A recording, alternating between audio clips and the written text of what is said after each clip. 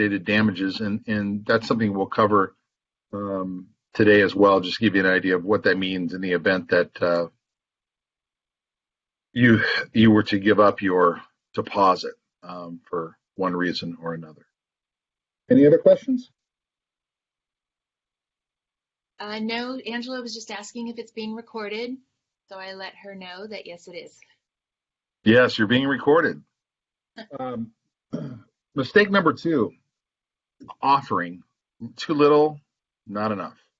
How much do you offer in a good faith deposit? But like I said before, I know, in fact, I've had conversations with a few people this past week in preparing for this presentation, and a lot of people say, 99% say 3%, I won't do business unless they're putting 3% down, and it means business. So that's probably the answer you're going to get all the time. In fact, if you put down too little amount of money, the seller may have other offers with larger deposits that look to them to be a better offer. And that shows the seller that you're just more serious about getting it done. Now, the argument could be made on the opposite side of the fence is like, well, what's the difference between $10,000 and $25,000? I mean, besides the math, obviously.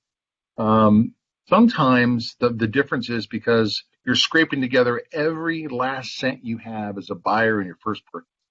And you have $10,000, which is going to leave you with $5,000 in your bank account. You're putting your deposit together for the bank, and you're trying to make your first purchase. Well, as an agent of that buyer, it's your responsibility to really take that offer and explain it to the listing agent and explain to where you're coming from. Very, very important, because maybe the buyer doesn't have $25,000 to put down and earn this money. So that's really, really important, because in certain markets, if homes are not really selling, you can end up probably getting away with putting less than 3%. But in a market where things are moving really quickly and homes are flying off the shelf, and you want to be competitive in a multiple offer situation, then you're going to need to make the biggest good faith deposit that you can in order for your offer to have, get the attention of the listing agent and the seller. So that's just really important, even though it's kind of negotiable and can be, 1% to 2%. You want it to be 3%. In some cases, it may not be. But as the agent representing the buyer, it's your job to tell that story. It's your job to get in front of that listing agent and that seller and let them know that your buyer's the best around. It's their first time, or maybe it's their second home. But it's your job to get out there and sell what you have if you can't get your buyer to put down the 3% good faith deposit. Obviously, that money is going to be held by escrow, and that's important always to remind your buyer. And in that being said, one thing that's really, really important here is we all know about the wire fraud advisory that we sign on our offers, our listings, and so forth. You want to be very upfront about how that process works, and you want to make sure that step by step that money gets to escrow, and when the wire instructions come across, that protocol is followed to the strict letter of the instructions, and that you're working in the best interest of your buyer to get that money to escrow in the safest way possible, because obviously there's a lot of bad people out there, and we want to avoid those people whenever possible, all the time. Like, get out of my house, please. Right? As they say, get off my lawn. Anyway. Why did they say I buy cash instead of getting a loan? Can you ask that again? What if they say I buy cash instead of getting a loan? Who says I buy cash? That's what the question says from Bruce. What if they say I buy in cash instead of getting a loan, maybe? Well, I mean, if you have a buyer who has all cash, and let's say they're going to buy a home that's $500,000. So out of the 500,000, 25%, 3% of 500,000, they're going to put down to open escrow. And then at the close of escrow, after all the contingencies are removed, they're going to stroke a check for the balance of the purchase price plus their closing costs. You're not waiting for an appraisal. You're not waiting for, in most cases anyway, you're not usually waiting for an appraisal or the bank to fund the loan. But the amount of money that you're putting down doesn't really change. Does that answer your question? We have a bit of a delay that goes to Facebook, so Okay. see if he gives an answer.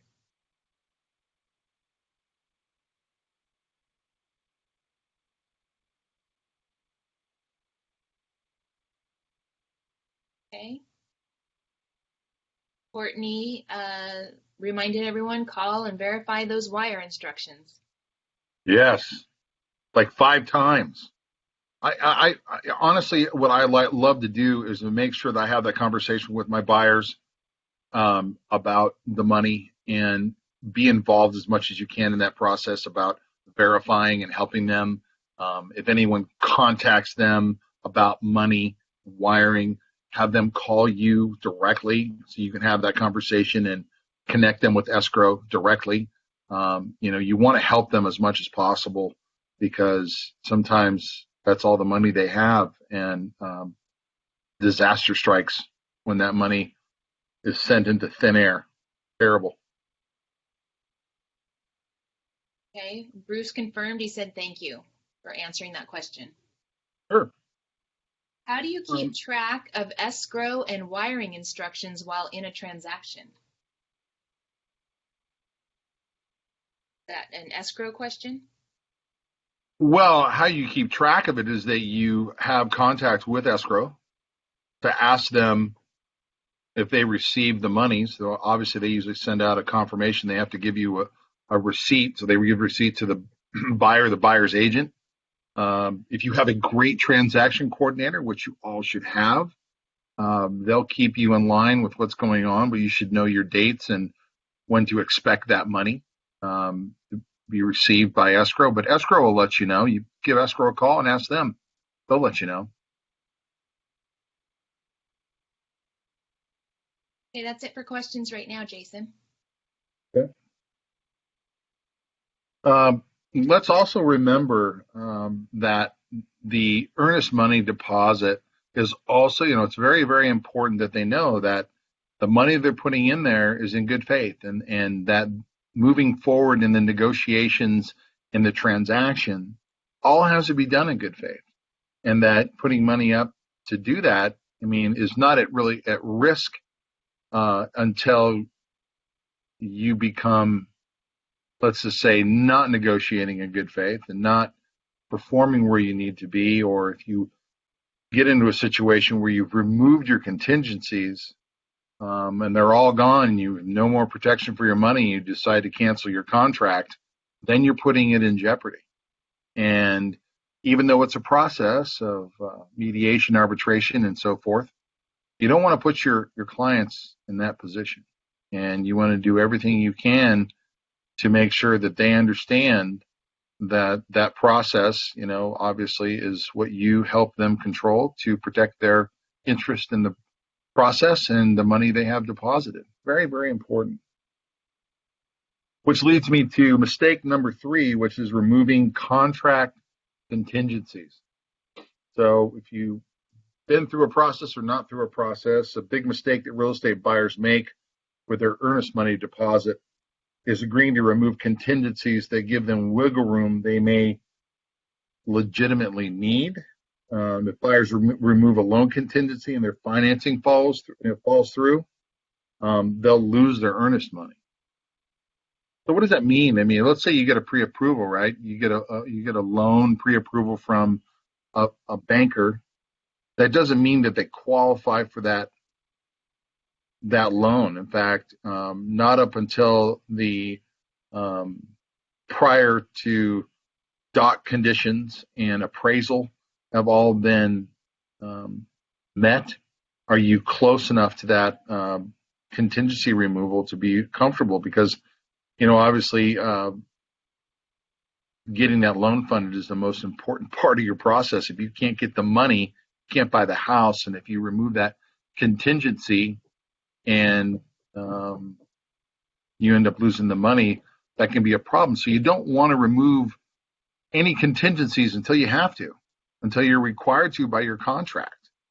And you, as the agent, need to fully be aware of the timelines and the commitment in the language you've agreed to and your buyers agreed to make sure that that doesn't happen. I mean, in this process of buying a home, the removal of contingencies falls on your responsibility to help your buyer make the best decisions possible. And this is absolutely one of those times. Never give up your right to cancel your purchase until you're 100% certain that you're going to be able to close the deal, because it gets really messy when that happens and you've got a 1.2 million, deal, and they put in $37,000, into escrow, and those contingencies were prematurely released, and they end up not getting the deal, and they canceled with all those released, and they lose the money, and they were counting on you to direct them that way. So that gets messy real quick. Now, I can tell you that in the number of years that I've been doing this, never had that happen. In fact, I've never had a seller come back and want the money, because we negotiate in good faith. We're moving forward. We communicate with the other side. I can't tell you how important it is in this process that you are on top of your file and that you understand what you're doing. And, guidance from a mentor, your broker, or a teammate is so important on this. I mean, you're right there, boots on the ground, in the trenches, in the foxhole with these guys, and you got to make sure that you too are making the right decisions. Very, very important. Go ahead. A question from George Morales. I'm sorry to interrupt, Jason. Sure. He said, why do certain lenders waive appraisals? That's a lender question. That's a lender question. I don't know. There's all sorts of underwriting guidelines that I'm, can't get into because I won't speak correctly on those. I have I have some knowledge, but not enough. Ask your lender. Okay. Good answer. Other contingencies, such, obviously we've got appraisal contingencies, we've got loan contingencies, other contingencies such as those regarding a home that's inspection or problematic title searches or appraisal that comes in too low. Protect your buyer and allowing them kind of a penalty-free time to cancel your contract without worrying about losing their money. So if you've got a title issue, say you've got a strange title issue, or and title issues can be anything. My God, you can just imagine the list of things that can go wrong with title. There can be old encumbrances, liens on property. There can be strange easements that were never removed, or I shouldn't say easements that were removed, encumbrances that weren't removed, easements on the property you weren't aware of that you don't want to have. Sometimes the appraisal comes in low. If you waive the appraisal contingency early because you've got a ton of money down on there, and it comes in $5,000 less in appraised value, well, you're probably okay. But in most cases, people aren't putting 70% of the value of the home down as a deposit. In most cases, it's 5 to 10% max. So that appraisal contingency is huge.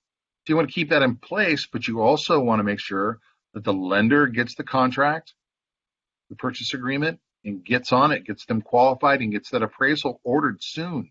because depending on how many days that you have been given in that contract, means how many days you have until that's up. And then once you get to that period in time and you haven't performed, that listing agent's going to call you if you haven't been communicating with them. And at some point, you're going to receive a notice to perform. And you're going to have a certain number of hours to get that removed, or they're going to cancel the contract. So if you can kind of understand what you hear, and you're going to hear through this entire presentation, is basically communicate with the other side, communicate with your clients, make sure you're on top of your dates, your times, and your language, and understand what you've agreed to.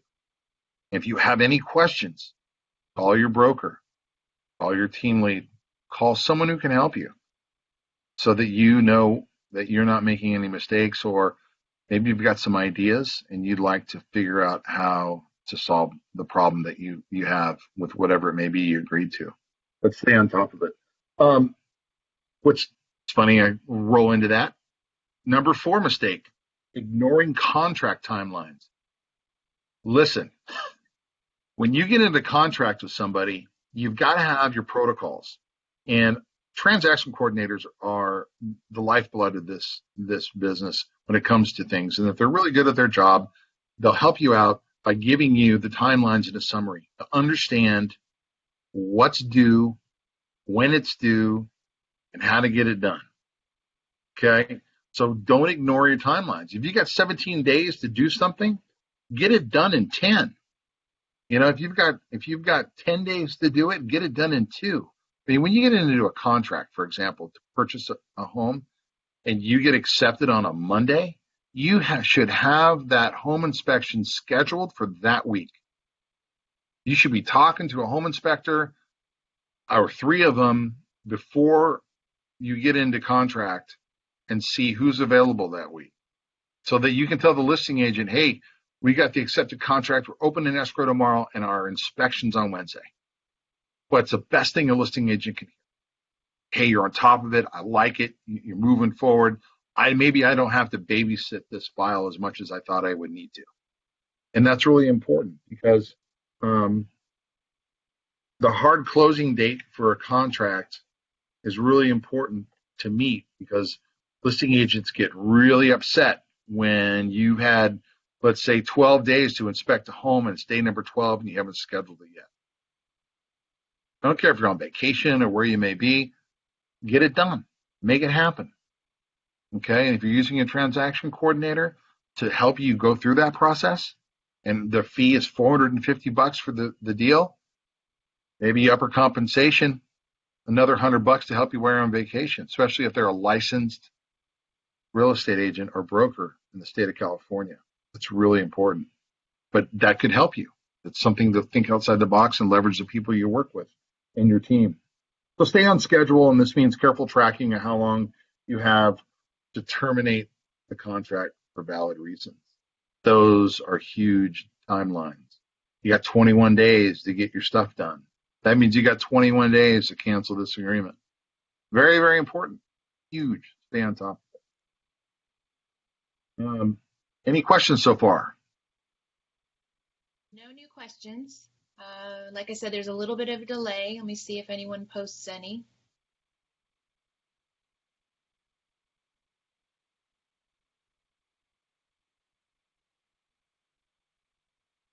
No questions, everyone? Not yet? All right, nothing yet. Okay, number 5, buying as is and knowing the risks. Big mistake people make. Okay, a buyer who purchases foreclosed properties should be cautious putting down a significant amount of earnest money. These properties are typically sold as is, so the sellers will stipulate that the earnest money deposit is non-refundable. As a buyer, protect yourself by doing your due diligence before you make an offer on a property, because if you do, you'll have to kiss your deposit goodbye. So these particular types of homes that are for sale, first of all, The foreclosed properties are complicated properties. So if you're getting into foreclosed properties, you better know what you're doing as an agent. If you have someone that specializes in foreclosures, get with them soon. If you have a mentor, ask questions, get with them soon. Foreclosed properties are usually being sold by savvy listing agents or asset managers, banks directly, auction houses, places where people that know what they're doing know what they're doing. And sometimes your necessary paperwork has a lot of, let's say, language that's struck out of the agreement, especially with banks. So when you're buying as is and a non-refundable deposit, that's a very dangerous thing to get into. In some cases, people like to make their deposit non-refundable after a certain point in the transaction, but that is a next level negotiations for all you savvy agents out there that are not wet behind the ears.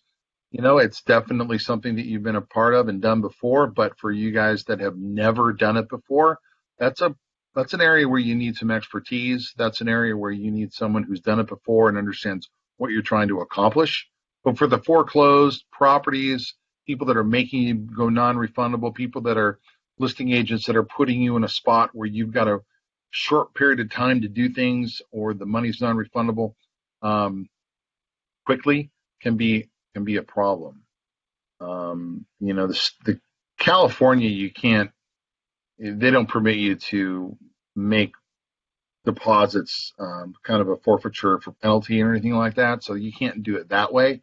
But a lot of these people will go through and say, hey, after 15 days, we want that money to be non-refundable. That's kind of your commitment to pushing through here. But you could imagine if you had a $25,000 deposit that went non-refundable after 10 days and you don't have loan approval or an appraisal yet. That could be a problem because all of a sudden you don't have appraisal. It comes in low. You lose your job, you don't get the loan, and you're out 25 grand because you wanted a deal on a low house, a low priced home, or a low priced property. You thought you could smack a deal together. You thought you'd offer the non-refundable after 10 or 15 days, and you got yourself in trouble. So all I can tell you is get help. Look to someone who's done them before around your office. Ask your team lead, your broker, who can help me with this type of negotiations. I'm in the spot. And believe me, when I tell you to reach out to people, I can't stress this enough. I mean, I just did this, was it yesterday morning? I reached out to my broker and another broker for their opinion on what I was supposed to do, what their opinion of what we could do to negotiate the terms of this agreement better. And we found a way. And it's so great to reach out because, first of all, you're covering your butt when it comes to negotiating. You're doing your buyer a favor and doing the best job you can by negotiating the best deal and not putting their money at risk. So you're not in this by yourself, and don't try to solve these problems by yourself. That's huge. So if you're not writing anything down, just write, ask for help whenever I need it. That would be the best. That would be the best advice I can give you. Number 6. Any questions on number 5?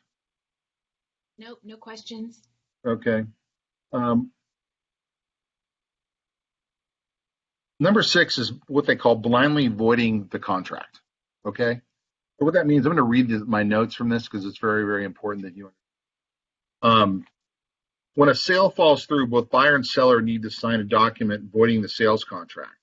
If a seller won't release all of the earnest money that a buyer feels legally entitled to, that buyer can refuse to sign the document and essentially make the home unsellable by putting a blemish on title.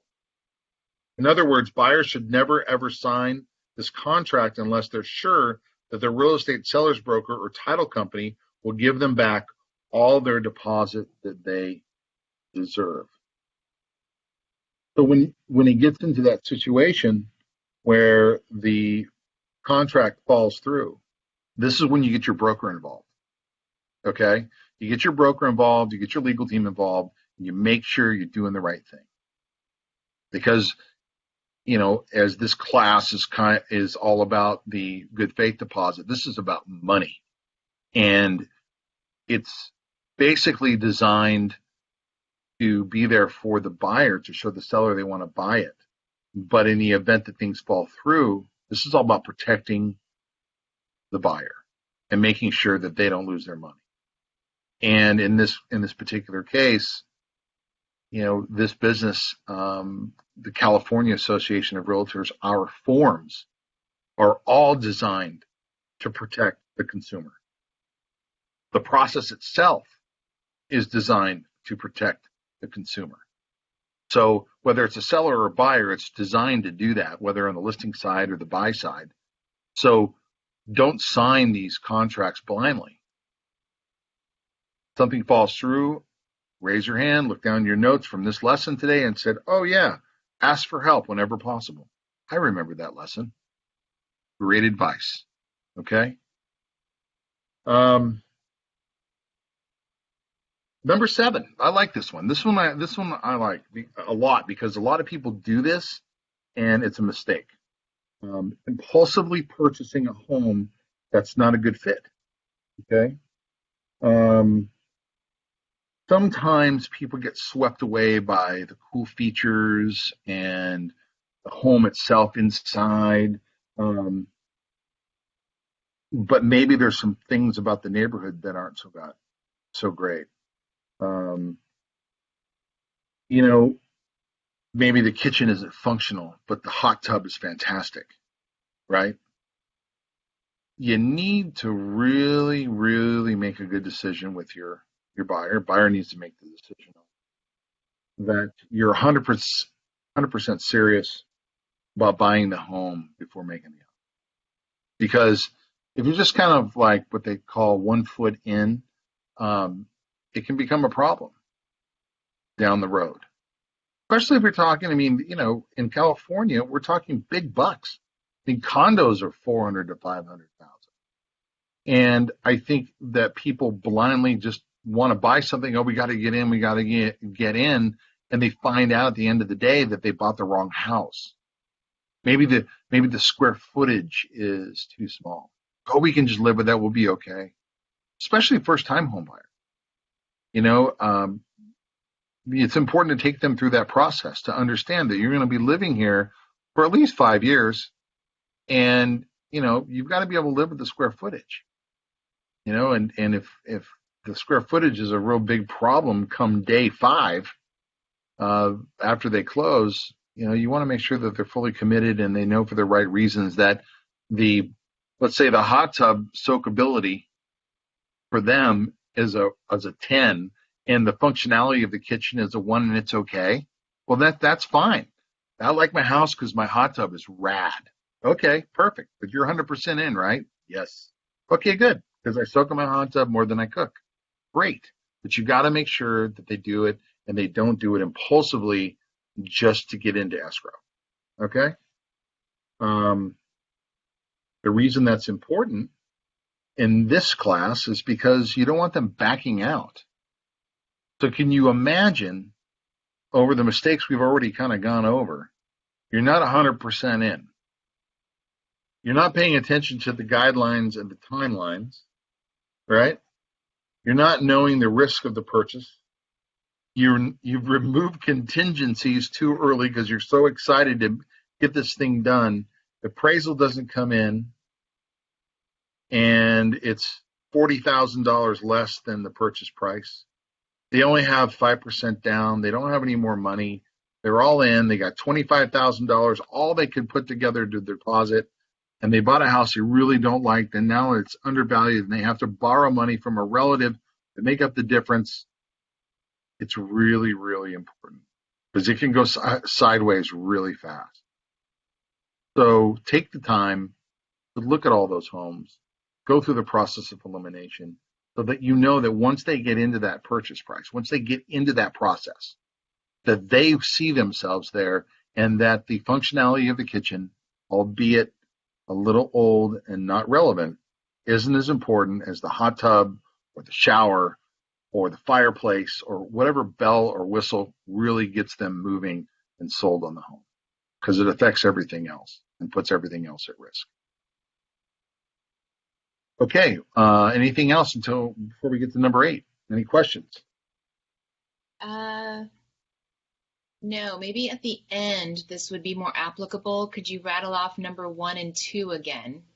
Not necessarily talk about it, but point out what they were, or I will. missed it. Yeah, I will summarize. I will go through all 8 of them. Perfect. At the end. Okay, great.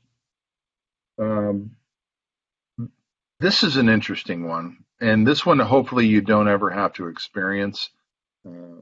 I've experienced this before in my career, and I call it not knowing when to let it go, which is interesting. Had a buyer decide he no longer wanted the home about a week before the closing, if you can believe that. So he unengaged himself. He broke up with his fiance. He didn't want to buy the property where they were going to start their life together. And I mean, it was serious. I mean, it was crazy, because they were buying the house, like, closing 2 weeks before the wedding, maybe 3. So it was really emotional. And it was a $10,000 good faith deposit. We removed all our contingencies. Loan was ready to go. It was bad. And he was willing to lose it. And so he did. It was worth it to him. It was, the reasons and all that were, that's a different class. He was willing to let it go. So my point being is that personal problems may be very serious, but they're not a valid reason to cancel a home purchase. And if you're bailing on a deal with no legal justification, fighting to get your earnest money back from escrow is probably a waste of your time. Sometimes, you've made decisions, and you can go down that route, but sometimes you just got to let it go. I mean, sometimes you just don't make the right decisions. And it was really sad, but he was really cool with it. He was kind of at peace with it. And, and I wasn't, but he was. And sometimes that happens. So it's really important. Obviously you want to get legal advice from somebody. But sometimes you just got to let it go. And you as an agent, you just have to present options. And it's difficult, but I've seen it, and not a big fan. If you're working with your buyers and you're working with them and as intense and as close as you get with them, hopefully you're that close to where you can foresee that problem before your contingencies have been removed. See, if you're on top of things and you're doing your timeline reviews and you're constantly having communication with your clients, right? I'll call you every Monday, what's going on through the week, and then we'll have a wrap up on Friday. Everything in between is fluid. Things come up, we got to solve problems. But if I'm talking to you on Mondays and Fridays and you set up that communication, the whole transaction that you're with them, however long it takes, hopefully you fall in to some communication that allows you the knowledge that there could be problems on the horizon, that you're there, like, you know what? This may be a big problem. She hasn't been here. He hasn't been here together with the other person. And he keeps saying it's hard for her to get signatures. And, why is she in Cabo right now? We're about to sign loan docs, or whatever it may be. So you've got to clue in, and, it's no time to be partying during the day. It's time to be focused on your job. Don't be asleep at the wheel. So maybe you can help that process and say, hey, Mr. Client, I'm feeling, my gut level says, my spidey senses are tingling, and what I see here is a little bit of tension, and I'm a little concerned because we've got 3 days left to remove our contingencies, and then we're kind of in the home stretch. are you still committed to buying this property? Are there any problems that I should be aware of that may put your deposit into jeopardy? I mean, it's $25,000 or $10,000 or $10,000 in this case. So be aware, be present with your client so that you can head off the worst financial decision that they can make because of personal decisions and having to let it go. I mean, that's just terrible. It's a terrible mistake to make. So make sure that you are all in as well as they are when your client decides to buy that property, that you're not just counting your commission dollars before they hatch. So that's number 8. And I think one of the things I wanted to make sure everybody knew that any event you have to give up, your buyer has to give up the money, let's say, for example, through the process, there's a process for that. And it's not just like, oh, you didn't meet your requirements, so escrow strokes a check, the seller gets it, they cancel the contract, and that's it. There's a process to it. You have to release the funds. In some cases, it's mediation and arbitration to go through that process. So a lot of times, well, most of the time, 99% of the time, 100% of the time in my career, sellers are not looking to keep the money. They want to sell their house. So if they have liquidated damages, they have to prove that those damages exist. So it's not just because that's the process. So even though, let's say, you failed at every single one of these duties and responsibilities that you have, the last line of defense, the Alamo, if you will, is still the process in the California Association of Realtors and the agreements that we have for dispute resolutions, liquidated damages resolutions. The consumer still has a last chance. And, obviously that's good news for everybody. So those are the 8 mistakes that people live to regret that I kind of went over today. In summary, just real quick, I'll go over them, what they are. And then any questions that you guys have, I'd be happy to take them. And let's go over them. So number 1, not understanding what earnest money is, the definition of it, right? Number 2 mistake, offering too little or not enough. What are you offering in your good faith deposit, and how does it equate to your entire offer in the package, and what's the market like? Number 3, removal of contract contingencies. Too fast, not getting, letting your clients unprotected. Bad mistake. Ignoring contract timelines. You got 21 days, you got 17 days. Get it done before then. Be on top of things. Number 5, buying as is and not knowing the risk mistake. Talk to your broker. Best notes of the day. Ask for help. You don't know what you're doing. The risk of buying as is and not knowing the risk is huge. It's huge. That's a big one. If you get into foreclosed properties, things like that, talk to a specialist. Don't do it by yourself. You've never done it. And even if you have done it, things have changed. Get some consensus, get opinions. Number 6, blindly voiding the contract.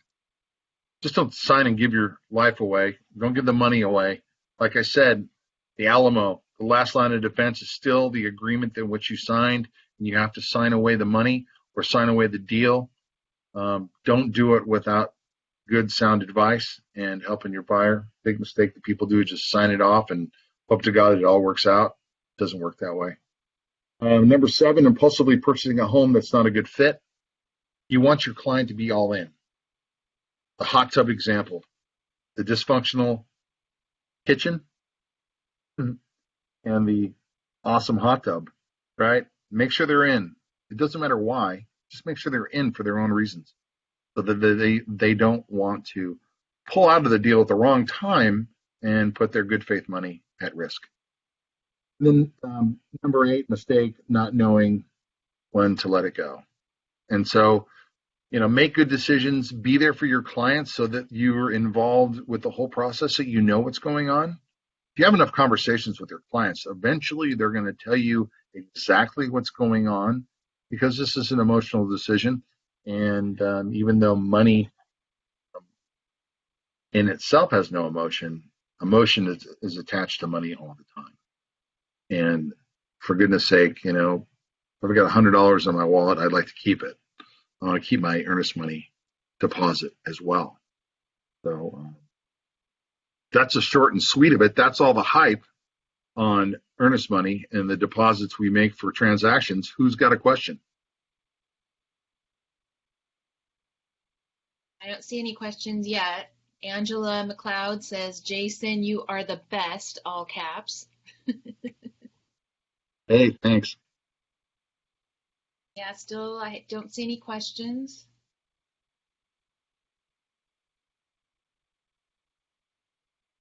Let's see. Oh, any words to share regarding a delayed loan contingency and taking a portion of the buyer's deposit to cover the seller's mortgage for the extra month of delays? Wow, that's a heavy one. I got to look at the whole. You got to look at the entire package, the entire. You talk to your broker. I mean, sometimes using the earnest money deposit to part of it to what they call in commercial real estate they call it going hard, and that means that the money is non-refundable. Sometimes people use a portion thereof to be non-refundable, to say, hey, you know what, we'll pay to play a little bit. Out of the $25,000, we'll give you $7,000 non-refundable right now to give us a little bit more time to get the loan approved. But I wouldn't make any of those decisions without the guidance of your broker, and run it by somebody to see what they would do. And don't come up with a number on your own, by the way. If you're asking that question and your broker says, yeah, it's not a bad idea, once you do it and your buyer's fine with it and they're fine with, if it doesn't happen with, leaving 7,000 on the table, ask the listing agent how much money they want. Just first of all, because you could come up with 7 and all they were asking was $1,500. You never know, right? Yeah, ask your broker. Okay, I don't see any questions. A lot of people saying thank you, Jason. Okay. Well, there's no more questions. Thank you for attending. This was good for me too. I had a couple issues actually this week and last week with deposit money. I thought it was a good opportunity to talk about it, and I've learned a lot through my process. So I hope you all have too. And tune in next time. What's the hype? Have a good one, guys. Thanks, Jason. Bye-bye.